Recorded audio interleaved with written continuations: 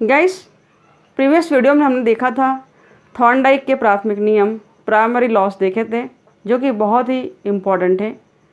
इस वीडियो में हम देखने जा रहे हैं थॉर्नडाइक के सेकेंडरी लॉस, अर्थात थॉर्नडाइक के गौण नियमों को देख रहे हैं। सीखने के गौण नियम, लर्निंग लॉस देख रहे हैं, जो कि सेकेंडरी लॉस कहलाते हैं। सीखने के अन्य नियम या गौण नियम के नाम से जाने जाते हैं सेकेंडरी लॉस, जिसमें मुख्यतः थॉर्नडाइक महोदय ने 5 नियमों की बात करी है। नंबर 1 पर हम बात कर सकते हैं विविध प्रतिचारों का नियम, मल्टीपल रिस्पॉन्सेस की बात कर रहे हैं कि मल्टीपल रिस्पॉन्सेस जब बच्चा करता है तो कैसे वो सीखता है। दूसरा है मनोवृत्ति का नियम, लॉ ऑफ एटीट्यूड, और तीसरा है आत्मीकरण का नियम, लॉ ऑफ एनालॉजी, और फोर्थ है आंशिक क्रिया का नियम, लॉ ऑफ पार्शियल एक्टिविटी, और हमारा लास्ट नियम है साहचारी परिवर्तन का नियम, एसोसिएटिव शिफ्टिंग रूल की बात हम कर रहे हैं। तो आइए क्रमिक रूप से हम देखते हैं कि कैसे ये लॉ काम करते हैं। विविध प्रतिचारों का नियम, लॉ ऑफ मल्टीपल रिस्पॉन्सेस की बात कर रहे हैं। सीखने के विभिन्न प्रयोगों से स्पष्ट होता है कि नवीन कार्य को सीखते समय जीव विभिन्न प्रकार की प्रतिक्रिया करता है। यह क्रियाएं उस समय तक की जाती है जब तक कि संतोषजनक लक्ष्य हमें प्राप्त नहीं हो जाता। अर्थात बालक कई प्रकार की प्रतिक्रिया द्वारा किसी कार्य को सीखता है। कुछ समय बाद प्रयत्न करने के बाद कार्य करने के लिए ठीक विधि या उपायों से मालूम हो जाता है, और बच्चा कभी कभी प्रयत्न और भूल द्वारा भी सीखता है, ट्रायल और एरर थ्योरी द्वारा भी सीखता है। यह सिद्धांत इसी नियम पर आधारित है। अध्यापकों को यह चाहिए कि बच्चों को त्रुटियों में सुधार करके अधिगम करवाएं। लॉ ऑफ मल्टीपल रिस्पॉन्सेस में हम बात कर रहे थे, बार बार प्रतिक्रिया करके हम सीखते हैं। जैसे थॉर्नडाइक की बिल्ली ने बार बार प्रयोग किया, फिर पिंजरे से बाहर निकलना सीख गई और अपनी भूख को शांत कर लिया। लॉ ऑफ एटीट्यूड की बात कर रहे हैं, सेकंड मनोवृत्ति का नियम। सीखने की संपूर्ण प्रक्रिया या जीव की मनोवृत्ति और तत्परता पर निर्भर करती है, रेडीनेस पर और एटीट्यूड पर निर्भर करती है। हम बात कर रहे हैं हम किसी भी कार्य को उस समय तक ठीक से नहीं सीख पाते जब तक कि हमारा दृष्टिकोण स्वस्थ एवं विकसित मनोवृत्ति का नहीं होता।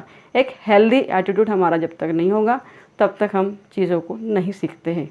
सीखने के लिए प्रेरित करने के पूर्व अनुभव, विश्वास, मनोवृत्तियाँ, पूर्ववृत्तियाँ आदि पूर्ण सहायता देती है कि आपके जो एक्सपीरियंसेस रहे, जो बिलीफ आपके है, किस चीज़ में आप बिलीव करते हैं, उसके बाद मनोवृत्ति एटीट्यूड की बात कर रहे हैं, पूर्ववृत्ति या प्रीवियस एटीट्यूड क्या रहा, वो सारी चीज़ें सहायता देती है और हेल्प करती है। किस कार्य को सीखने में उसे सुख मिलेगा या कष्ट मिलेगा, इसलिए प्रयोगों में भूखी बिल्ली या चूहे का प्रयोग किया गया है। एटीट्यूड, मेंटल एटीट्यूड की बात की गई है कि आपका एटीट्यूड अर्थात मन की वृत्ति जैसी होगी वैसा ही आप सीखेंगे। यहाँ मनोवृत्ति से तात्पर्य क्या है? मनोवृत्ति 2 शब्दों से मिलकर बना है, मन धन वृत्ति, जिसमें वृत्ति से आशय आपके नज़रिए से है, आपके थॉट से है, और मन अर्थात मन की स्थिति, मन का नज़रिया, मन की विचारों से है, तो अधिगम शीघ्रता से होगा। अर्थात आपका नज़रिया पॉजिटिव है तो चीज़ें पॉजिटिवली आप सीखेंगे, शीघ्रता से सीखेंगे, परमानेंटली सीखेंगे। और अगर आपका एटीट्यूड, आपकी मन की वृत्ति नकारात्मक है तो हम सीखने में असफल होते हैं, त्रुटियाँ करते हैं या बहुत विलम्ब से सीखते हैं। यही कारण है कि शिक्षक प्रेरणा देकर बालकों को नवीन ज्ञान ग्रहण करने के लिए मानसिक रूप से तैयार करते हैं। आप देख सकते हैं, नोट डाउन कर सकते हैं। पार्शियल एक्टिविटी की बात करते हैं, आंशिक क्रिया का नियम। इस नियम का अनुसरण करके हम जिस कार्य को करना चाहते हैं उसे छोटे छोटे अंगों या भागों में विभाजित करके कर लेते हैं। इस प्रकार का विभाजन कार्य को सरल और सुविधाजनक बना देता है। क्योंकि छोटे छोटे अंगों का शीघ्रता और सुगमता से अध्ययन करके संपूर्ण कार्य को हम पूरा कर लेते हैं। इस नियम से अंश से पूर्ण की ओर शिक्षण सिद्धांत आधारित किया जाता है, और यह नियम विश्लेषण विधि पर आधारित है।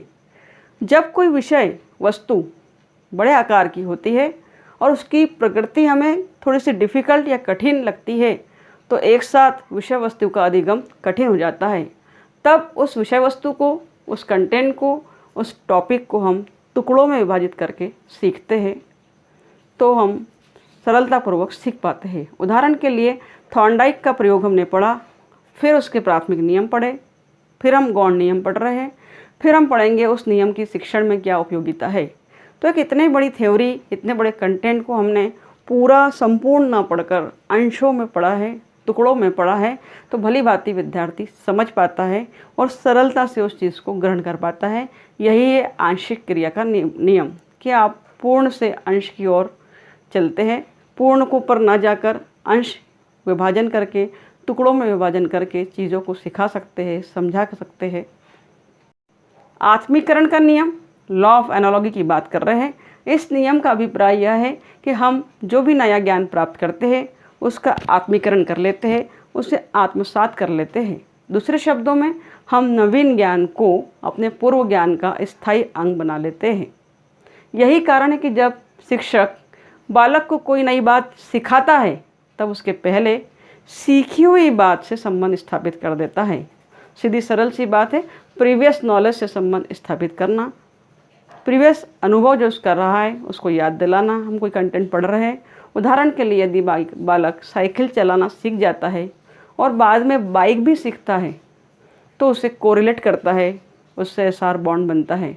प्रीवियस नॉलेज वो जानता है कि साइकिल चलाने में उसको बैलेंसिंग करना थी, ब्रेक का यूज़ करना था, लेकिन बाइक में कुछ और चीज़ें जुड़ जाती हैं, तो आत्मीकरण का नियम वो अपनाता है, आत्मसात करता है और चीज़ों को सीखता है। इस नियम का तात्पर्य यह है, आत्मीकरण के नियम की ही बात कर रहे हैं।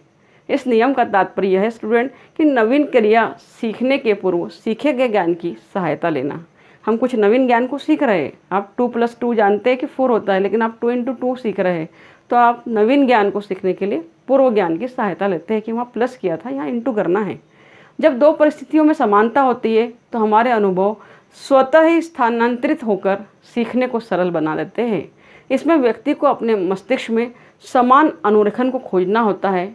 इसी आधार पर थॉर्नडाइक ने समान तत्व का सिद्धांत या हस्तांतरण का सामान्य सिद्धांत भी प्रतिपादित किया था। बालक को जीवन में जो कोई ऐसी समस्या आती है जो पहले भी आ चुकी है तो उसका समाधान वह अपने अनुभव या पूर्व ज्ञान के आधार पर करता है। इसे ही हम आत्मीकरण का नियम कहते हैं।